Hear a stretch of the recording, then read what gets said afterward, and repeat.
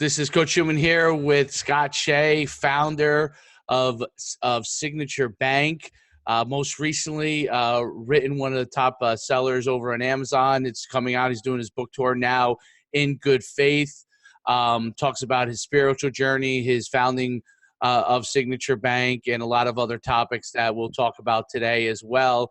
Obviously, for those of you who'll see this podcast probably later on today or tomorrow, the coronavirus is a hot topic, and we have one of the top people within the business and banking space to really talk about it. His company has over 50 million now, $50 billion in assets under management. Did over 500 million plus in net income last year. One of the best high touch banks in the nation. They specialize in really not just working with their customers, but hand-holding them with them if necessary to help them get to where they want to be in their financial journey and building their businesses. So without further ado, thanks, Scott, for coming on. Hey, David, it's really a pleasure to be here. So there's a lot to talk about, but I'd love to jump right into it. A little bit about your background first, and kind of how you got started on this journey. And how, founding a bank is not an easy task. I've often wondered, how does someone found a bank?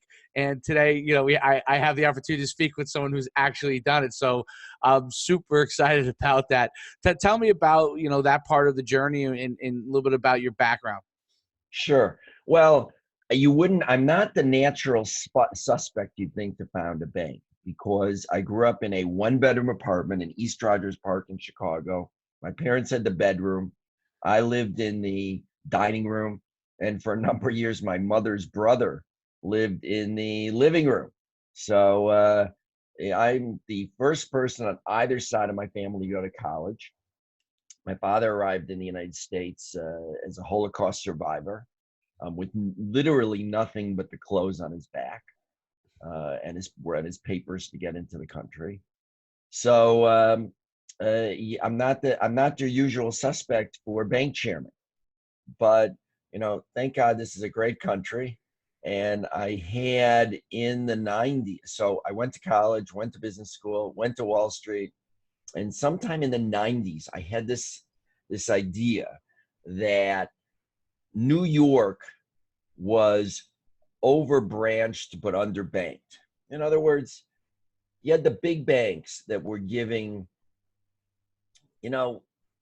reasonable service to the big companies, the Amazon, the Verizons, the PepsiCos, IBMs of the world, and then they were doing a good job because they had the girth for technology, for mass market retail, and the advertising budgets. But I thought, for companies between 25 and 500 employees, they really aren't getting a good shake from the banks. And I thought there was a tremendous opportunity because, there used to be in New York, JP Morgan, Chase, Manny Hanny, Chemical Bank, Trust Company of Westchester, Trust Company, Long Island Trust, Greater New York Savings, Dime. I mean, I could go on for literally 19 banks. That's the number. And they all became JP Morgan Chase in the last 25 years or so. Right. So I thought there was a real niche to start a bank. Now, like you, everyone thought I was crazy. Literally. They thought I was, I don't know what they thought. I don't want to. I had two co-founders who I tried to convince to start it with me because, the thing, you're a coach. Not everybody is all skills. I mean, and I hear that, you have to work with people to complement your skills. And that's how you build a team, is if you get everybody who's the best at doing what they do. And I knew there were certain things I couldn't do. So there were two folks who I really wanted to co-found the bank with, John Tamberlane and Joe DiPaolo. And you can ask them today, they thought I was crazy too. They just thought this doesn't make sense. The people I went to get capital thought, well, why don't you try buying a bank? What is it? You're going to start a bank from scratch? It's a crazy idea. But sooner or later, and here's the thing that I felt strongly and ultimately I convinced people on is I said, we need to build, if we're going to actually be a game changer, we need to build this bank from scratch because it needs to have its own culture. It needs to be very different than any other bank. And I'll just give you the punchline. Fast forward, we did open the bank. It took us 14 months of work. We were losing $2.5 million a month to start. We had $42.5 million in capital, so we didn't have, that long. We broke even in 21 months. We went public in 34 months. And today we've never done an acquisition. We've never done, so we haven't acquired any clients by buying their bank. And we're a $50 billion bank. So it wasn't such a crazy idea in retrospect. Well, it's an amazing story. How, just to backtrack a little bit, you have this idea that you want to start a bank, you want to have a high touch service, you want to be different than what's out in the marketplace, replacing a niche that went away when everything became conglomerates in the banking industry. And I remember that time period. All of a sudden your bank was this bank. It was like literally within like a handful of years, every one of these independent banks were all together in one way, shape, or another, and providing all services, merging all services, all that kind of stuff. So how do you go, how do you raise the capital to do that? And obviously you don't have to disclose the secret sauce, but some of the steps that you went to in order to do that, because from a business standpoint, I find it absolutely remarkable to go and actually open a bank. It's something that people always, you say money doesn't grow on trees. Well, if you get a bank, it's growing on trees for you. And so you got to, and you're helping people at the same time that you're doing that. So, and that's really what it's all about. So explain a little bit about that. Like, how did you go about some of those steps? Sure. And I'm going to, I had the pleasure of listening to a couple of your podcasts too. So I'm going to try to tie it in a little bit, if that's okay with you. Because I think it's all about, in the end, building the team and coaching other people to be their best is critical in business. And I think that's why so many former athletes are such good business people. Now, some are really bad business people too, don't get me wrong, because they didn't learn anything. Right. But I have to tell you, we have as some of our clients, by the way, some former athletes from football, baseball, and some of them really paid attention to the business lessons that they could learn from being part of a team sport. Some of them didn't. And by the way, I think that those people who are part of team sports have a better chance if they're paying attention to learning lessons that are applicable, because it's always about the team. It's always about the team. If you're playing tennis, by yourself, it's about making yourself great in the best way that you can. But if you're part of if you're on the football field, I mean, you can be the greatest quarterback in the world, but if you don't have people who are on your front line, if you don't have receivers, if you don't have, if you don't have a team around you, you could be the best quarterback in the world, but it's going to be pretty ugly, and you're going to be pretty bruised up. So it's a lot about the team and a lot about conditioning and doing the right thing. So I'll tell you a story, and this will get to a couple of the points in one. We opened the bank May 1st, 2001. And this was a pretty scary thing, because all of a sudden we now have 300-ish people. We've just hired over the last month, the last surge of, let's say 100 plus people, and we're ready to open the doors. And I got up and I said, made it up on the spot. I said, in 5 years, we're going to be a $5 billion bank. And in 10 years, we're going to be a $10 billion bank. So fast forward 5 years. we were a $3.8 billion bank, which wasn't bad. But for me, I wanted to do a deep assessment with my partners. Are we doing the right things? Do we need to change? This is a big time, we set a goal. It didn't matter that the goal came, came out of nowhere, but are we doing the right things to become the $5 and $10 billion bank? And we, really did that assessment. And we said, yes, we are doing the right things. We're getting traction. And it's going to depend on the environment and whether we can take advantage of that. Fast forward the next 5 years, we're a $14.8 billion bank. In the second 5 years, we grew $11.8 billion. And that didn't happen by accident. It happened because we were doing all the right stuff. And when the 2008 crisis came, we stuck together as a team. We're the only bank in the United States, if I could do one, I'm super proud of this. We're literally the only bank in the United States that during the whole financial crisis, 07 going through, we made more money in 08 than 07, more money in 09 than 08, more money in 10 than 9. We never had a down year. And I actually ascribe that. We're the only bank in the United States over 4 billion that can say that. And I ascribe that to I ascribe it to our culture. I ascribe it to being willing to look hard and say, the subprime stuff, it's really crazy. We're not going to do it, even if it's going to cost us money in the long term, because it's not serving our clients. CDOs squared, that doesn't make sense. We want to be a conservative bank. We said no to more stuff than you can shake a stick. And yet, and we were criticized for it at the time. And so you have to be willing to take criticism, but you have to be focused on creating that team with the right culture. And we did. And, fast forward the second, it's not quite 10 years from when we were 14.8 billion. It's about 9.5. And we're over 50 billion. And we haven't done any acquisitions because we were doing the right thing. It's about conditioning.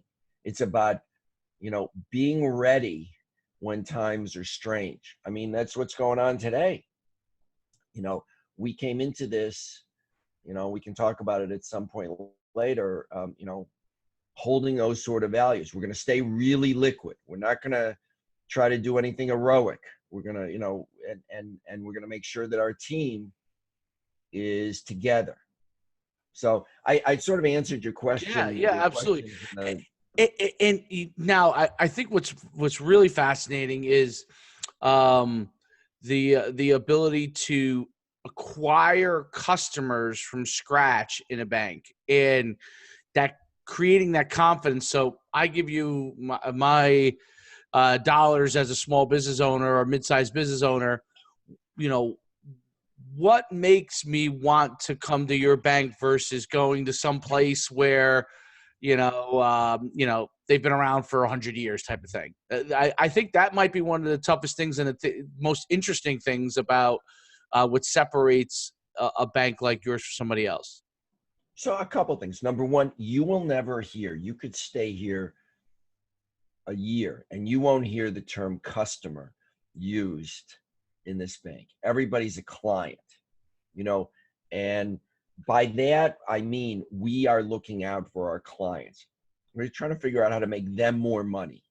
And that's an important perspective. I mean, when the Wells Fargo thing came out, we couldn't imagine, can you imagine? I can't imagine anybody here saying, I'm going to set up another account for a commission or whatever it was, an incentive, and it hurts or it doesn't help my client. I mean, it's about, so I have this rule and I call it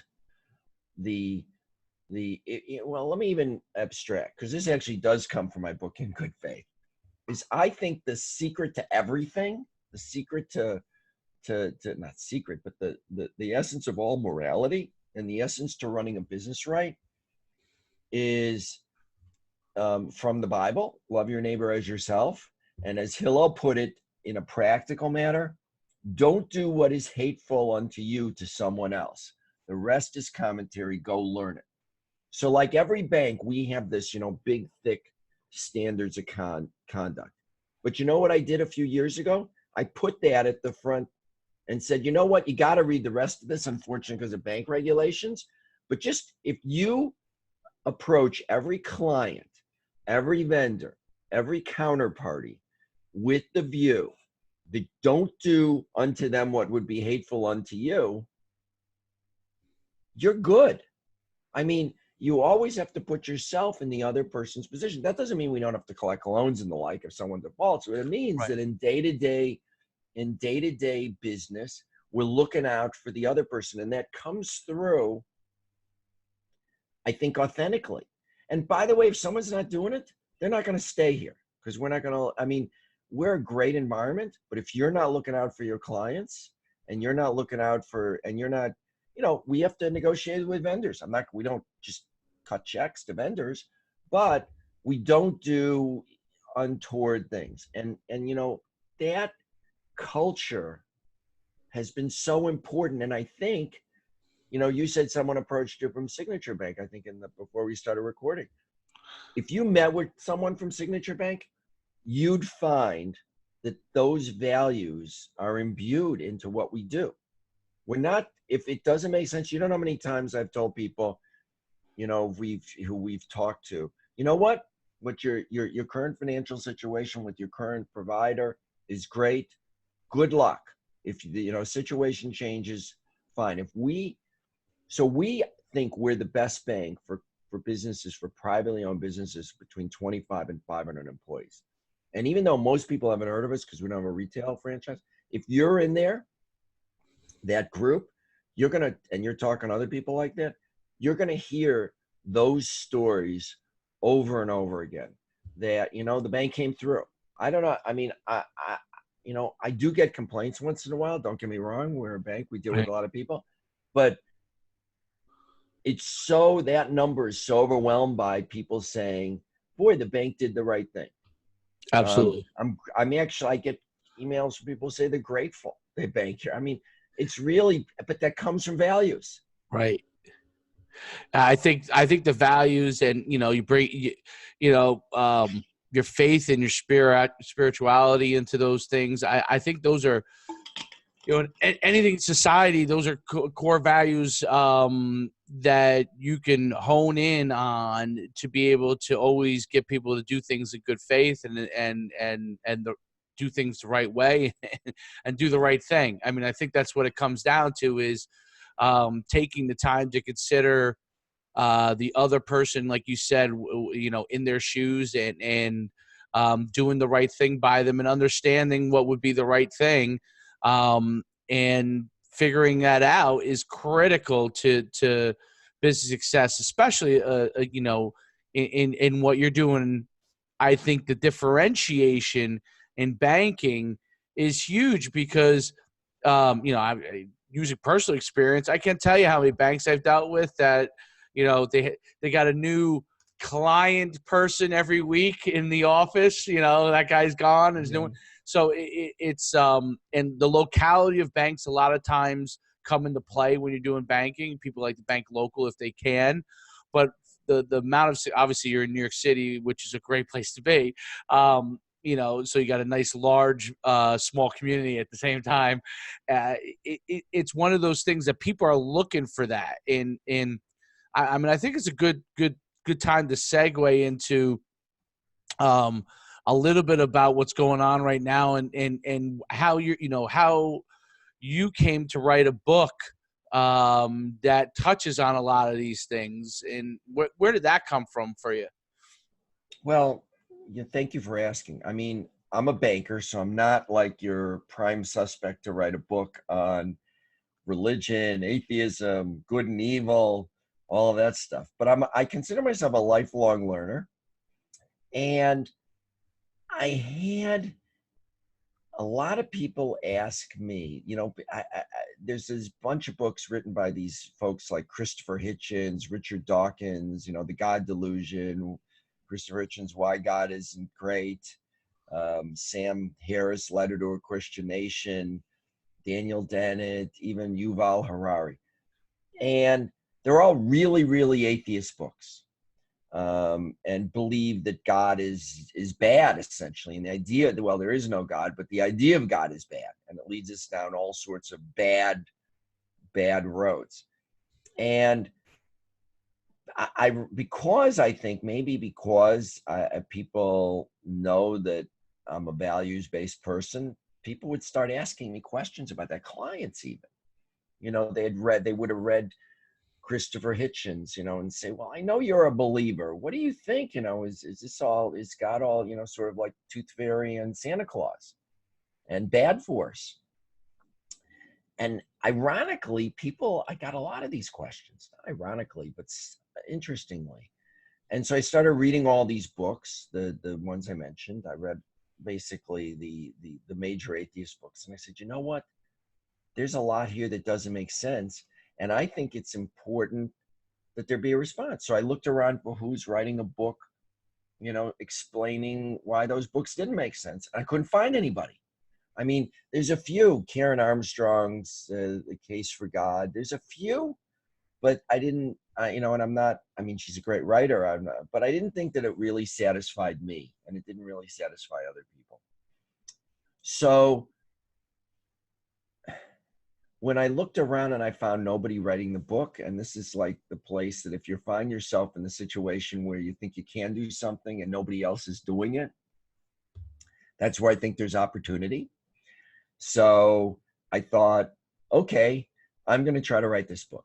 Now, I have to tell you, I never expected this book to be as hard to write as it was, because I got to get into all these deep issues. It was a 5-year, I gave up. I used to be, a serious bicyclist, and I had to give that up. I did all these events, 50 miles, 70 miles, and I wasn't competitive but I'd finish the events. You know what I'm saying? Right, I mean, right. I wasn't leading. I certainly wasn't leading the pack, but I was finishing.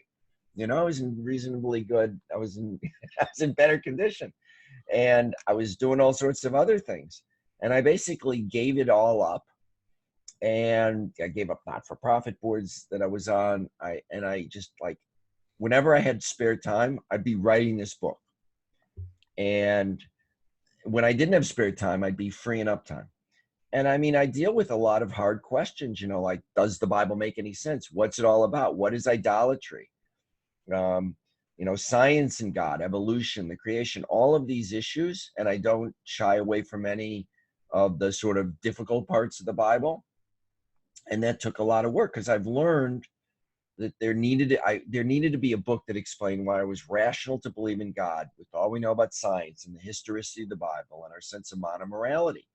And I wanted it to be good for, Jews, Christians, Muslims. I wanted it to be like a real, like, go at the core issues. Why is there bad in the world? If we believe in a good God, why is there bad? Does prayer make any sense? What's that all about? Trying to put our wishes before an infinite God. And because I do think that our civilization is based on these values, and I think it's possible to be and I go through this in the book. I mean, it's possible to be a totally moral atheist. I have no problem with that. But I think it gets to not being a self-deifier or an idolater, because a lot of people who are atheists really aren't atheists. They just sort of believe in the God in the mirror, or the God, or some other, God, King Pharaoh. And what I try to get to, and again, is that golden rule. If I don't want to do anything that's bad unto you, that I wouldn't want done unto me, well, I'm not self-deifying. I'm realizing that within everyone, there's some sort of spark of divinity, or for an atheist, a spark of shared humanity. And that ends up being the basis can be the basis for our entire moral system. If you don't believe that, and you don't believe that in the golden rule, I think lots of bad stuff can happen. And I worry about our modern society devolving into that. I mean, we have, and the reason why I think this book was so important to me to make an effort to give up all this stuff is we are descending, unfortunately, into tribalism, where it's not about us being all on one team, or in one league at least, we're all on, fighting the other guy. And Right. that's a problem. It's a serious, serious problem for society. Yeah, I believe that the Judeo-Christian values, which this country is founded on, and the openness to obviously accept others that are outside of those values, is critical to this country. But the golden rule that you talk about, the understanding of God and religion, and the rules and the laws of that, and what it teaches of how you treat other people, and the underlying belief system that guide people, are critical, in my opinion. And I'll tell you my unique perspective on it, but are critical, in my opinion, to the success of a society. And you can look to other societies and their failures, and you can see where the lack of religion is usually a huge component of it. And I'm not talking about a fanaticism from a religious standpoint. I'm talking about healthy religion that focuses on values that God teaches us. And my father is Jewish. My mother was a Protestant. I had both in my home growing up, and I followed the Christian faith, even though my father is Jewish. My father is my best friend, and he's Jewish. And so, and we have two, obviously slightly different religions. I became a born-again Christian, and but our underlying Judeo-Christian values, no matter, even though our religions are slightly different, but understanding what the Jewish faith is all about, having celebrated those holidays throughout my life, even when I go over to my father's house, even though I'm a Christian, I celebrate those holidays with them, because my belief is that if you believe in God, and in my case, as a Christian, or if someone is of the Jewish faith, your belief is that when someone takes you into their home, that you're a part of their family, and your job is to include everyone under the guise of the good Lord, to be able to help them better their own lives. And that's the way I look at it. And I think that's the underlying things that are part of it. That's why, I mean, this is to dive a little bit into politics. That's why places like Israel are so important in the world. Places where a group has been persecuted and has the ability to celebrate the Lord in their religion, and have a home, and I believe strongly in that stuff in the Bible, because it helps, to me, it helps guide guide your life in a way that you are looking to help your fellow man in the best way they can. Not that you're not looking to be able to be financially successful. You should look to that to be able to help your family. You should be able to try to help others. You should try to succeed to the best of your ability, because that's what God wants you to do. And I firmly believe that, and I love the fact that you wrote a book challenging those thoughts, because Sam Harris, I've seen him several times on podcasts, and he's a very intelligent guy. And when he speaks on things with atheism and talking about the moral part of it, he'll make sense to a lot of people. And I think that is in itself the issue, because faith and understanding in, when you meet another person and you build a relationship with another person, that part is that person does right by you, and then you have faith that they do right by you, and that is under the Lord's will. And it's really, really interesting, because when you look at communist Russia, socialist Venezuela, I mean, you could to look at the modern times, originally communist Cuba, which became a dictatorship, and you just go right down the line throughout history, when dictators have declared themselves as the pharaoh or the god. All of those other forms of deity, I guess you could say, or ideologies, cause the collapse of their own people. And So you are, can I riff on that? Because sure. I think you nailed it. Look, the Bible, the whole point of the Bible, the whole point was to overturn idolatry. So we tend to think that idolatry is, bowing down to statues. Nobody studies religion these days, it seems. So nobody even nobody understands monotheism. So they certainly don't understand what idolatry was. Idolatry before the Bible was everywhere. And we think it's like bowing down to some statues or some Wiccan chants.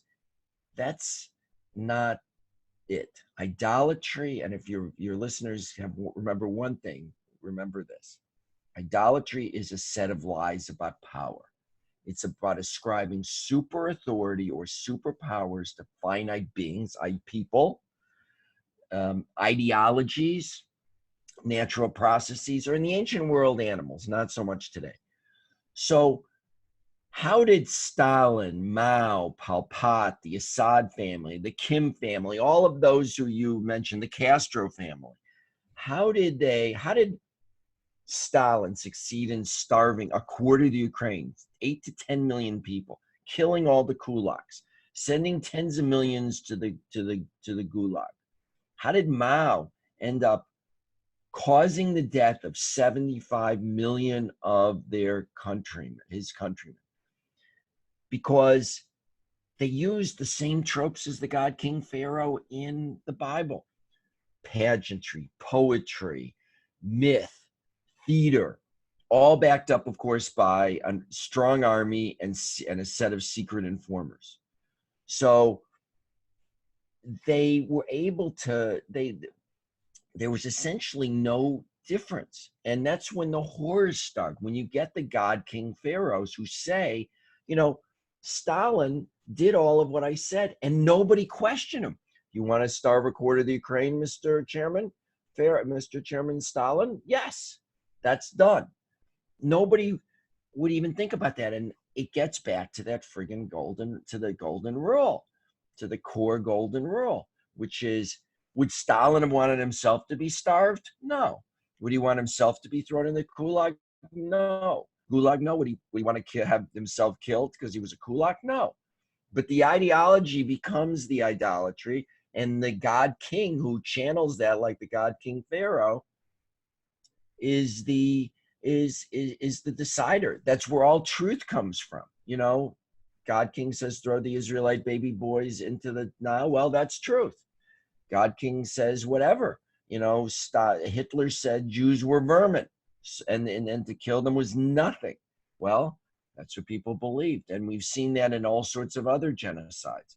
Now, here's the other thing, and it's so important, is that idolatry happens not only on a macro basis, but it also happens on a micro basis, on the level of our intimate encounters. How did Harvey Weinstein and Kevin Spacey and Matt Lauer and Charlie Rose, how were they successful? I don't mean that how were they able, that's a better word, to abuse so many people, mostly women, but also other people, also men? Because they exercised super authority, where just like the gods, your fate was at their whim. And people bought into that because they were idols within their industries. So if Harvey Weinstein said you were getting a role or you weren't getting a role, it had nothing to do with your talent. It wasn't regular appropriate authority. It was super authority. It was at his whim. And you know what? That sort of setting himself up as an idol worked. It worked, unfortunately, very well. The thing the Bible teaches us, though, is that every idol can be toppled. Ultimately, even the god king can be toppled.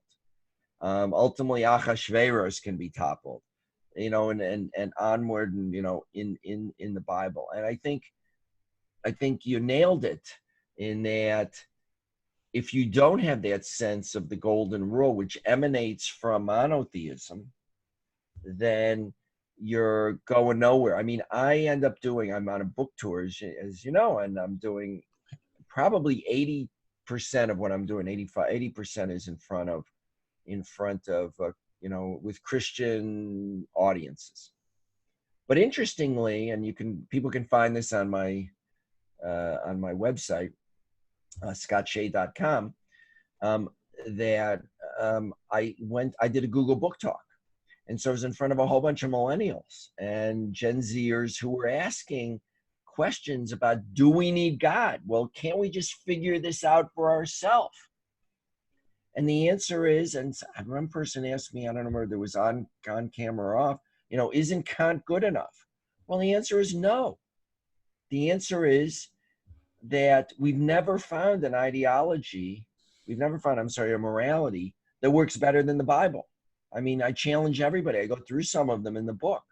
None of them, all these fancy names, moral deontology and utilitarianism, they all end up going off the deep end. I mean, that's why, Peter Singer, who's the leading moral philosopher of the atheists right now, and Richard Dawkins both believe in infanticide. They're not even talking. It's not that they're talking about when you have the live baby who's Right.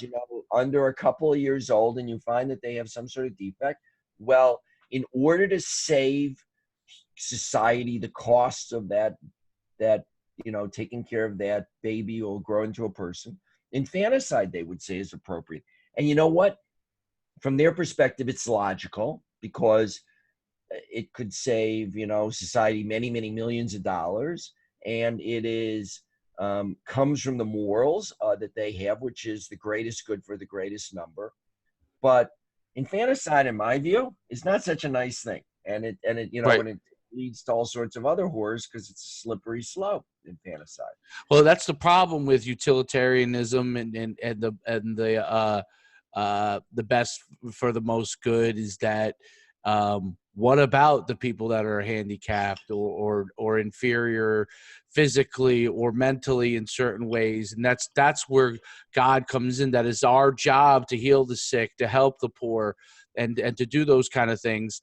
I think when you believe when people believe in the God King, the environment and the community descends into anarchy. And when people think of anarchy, they think of anarchy as people running in the streets doing whatever they want. Anarchy is Stalinism. That's anarchy because that's people doing whatever they feel is they feel like doing. And that's what anarchy is. And that's where, atheism is an issue. And those kind of thoughts, and like I said, communism, socialism, and those are the things where you start to make decisions that seem like logical, but they're anarchical decisions, and those decisions descend society into chaos where people live in fear. And that's probably a good way to segue into right now is when you have a disease like where you have a virus that's going around, everything becomes predicated off fear, and when you don't have underlying beliefs in the Lord and the power that comes from, people lose faith in what's going on in society, and you see things like what's going on, and they start to feel like there's no hope. They bleed the ShopRites of all of their toilet paper and essential goods because they feel like their world is coming to the end, and it's an alarming thought process that can happen anywhere. I mean, it's obviously it's happened throughout the world throughout this process. But I say thank God, thank the Lord for the United States that has some sanity in how we go about things. Because if you read any stories in North Korea where there is no they say there's no virus there, no coronavirus there, right? But there was a story where someone came across the border from China, and they suspected them of having the coronavirus. They quarantined them. The person violated their quarantine, and they executed them. Yeah. That's what happens when you have Yeah. no Judeo-Christian values. Yeah. That's what happens where anything can be anything. And to me, that's a form of anarchy. It might be within the communist system, but well, you violated the quarantine. Okay, well, we don't want the virus going to another person, so we kill that person, and that person's life has zero value. And that's a monumental issue, and that's one of the things that we have to be very careful with in this process in America and how we handle things. There's no question. Look, I think the Bible does give some lessons. In Kings 2, it talks about when there's plenty of plagues and plenty of panics in the Bible. And, and the lesson is that when they're dealt with correctly, things are okay. When they're dealt with incorrectly, things can be very, very bad. I mean, there's a story in Kings 2 of when Jerusalem was surrounded by the Assyrians, and they ended up having a panic, and they all fled because of a panic. They were in the superior position, but they gave it all up and they started running.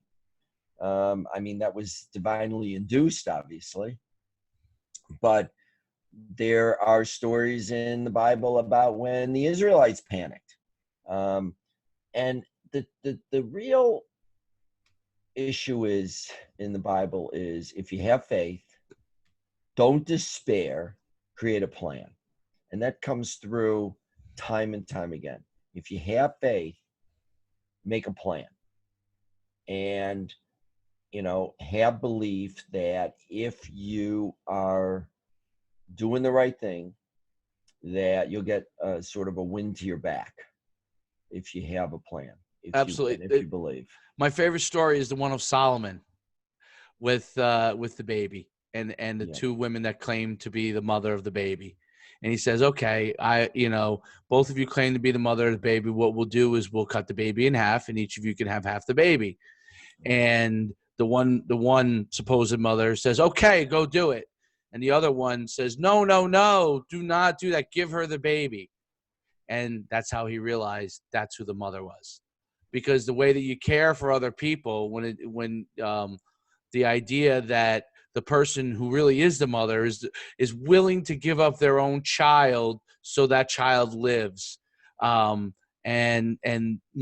it's a great story because it teaches you, how to make a good decision, and how to get people to make the right decision, and how to find out who the believers are, and the people who care about others and apply the golden rule, and the ones who don't.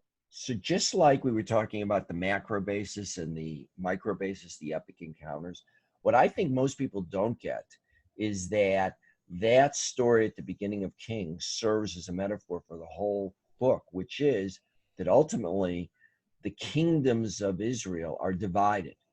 There's the northern kingdom of Israel and the southern kingdom of Judea.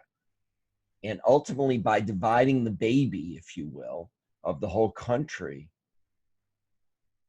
both end up being destroyed. I mean, in the case of the southern kingdom, they come back, but they're destroyed. I mean, also as a body politic, if we divide ourselves, right, we're in danger. And I think, unfortunately, in this world, and currently, we have divided ourselves to a certain degree. We've got the MSNBC nation and the Fox nation.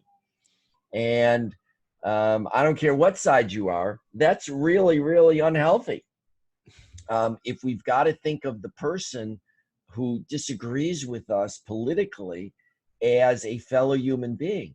And now, in many cases, if you disagree with someone, you demonize that person. I mean, what Chuck Schumer did, unfortunately, was saying you Gorich and you Kavanaugh is not something that should be done. And by the way, it happens on both sides the other way. Oh yeah, absolutely. Where you have Republicans demonizing Democrats. uh, you can Right. disagree as much as you want, but accept that that other person was also created in the image of God. Right. You could this is the biggest issue I have. You could disagree on ideas and the way of going about things, but to demonize people because they disagree on ideas and the way of going about things, it 100% creates a divisiveness where people are forced to stand on one side or the other. And if you're stuck in the middle, you really truly are. If you're a person that has rational, discourse, and you think people can talk within each other, you end up being in the minority of the situation, and that becomes very dangerous because you have extremes on both ends, but the majority of people really either lean one way or lean the other, but are for the most part near the middle. And when you get people completely seeing, and I think media is a huge, huge issue. And no matter what side you believe is right or wrong, they're forced to both go to extremes to get their point across because the only thing they care about is viewership. That's the only thing they care about. They're it's part of human nature.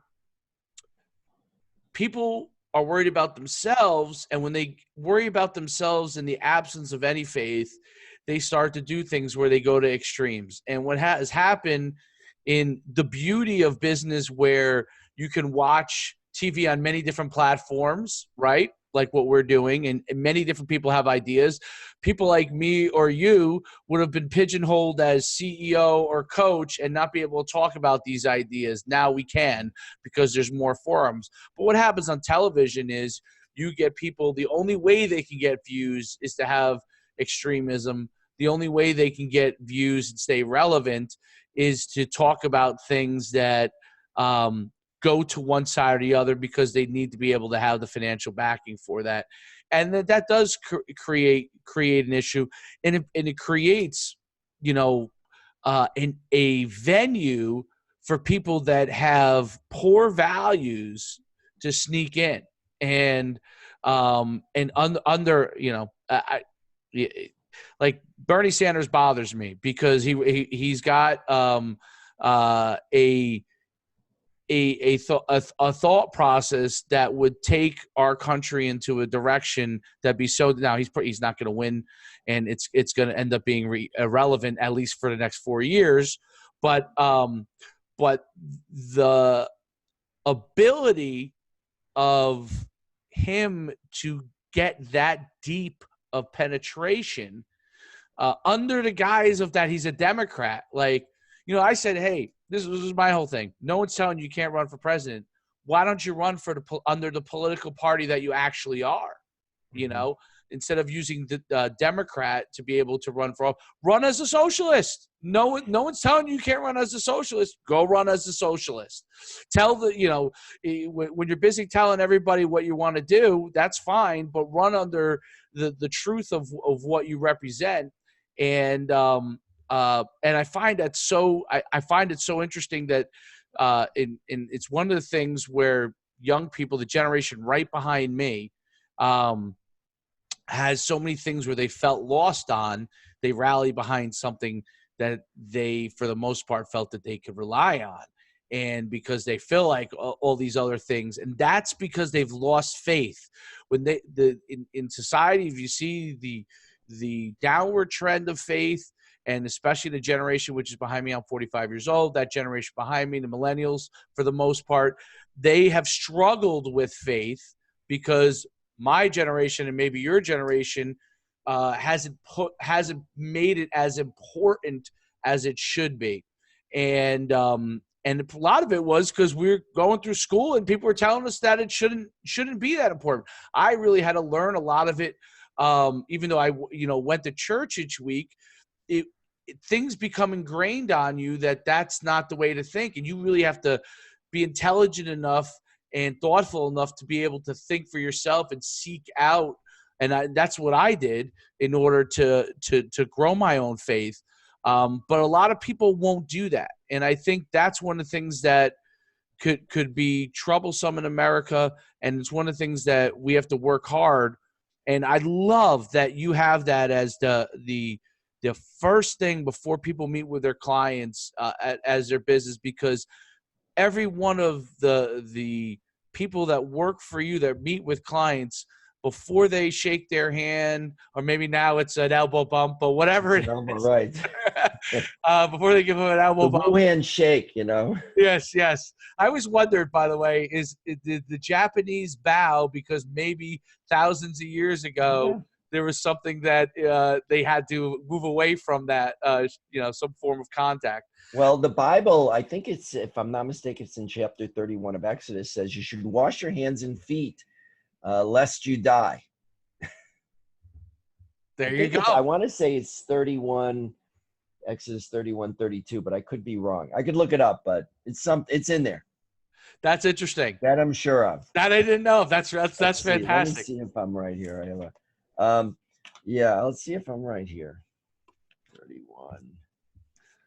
Right. Hold on. I'd be pretty happy about that if I nailed the actual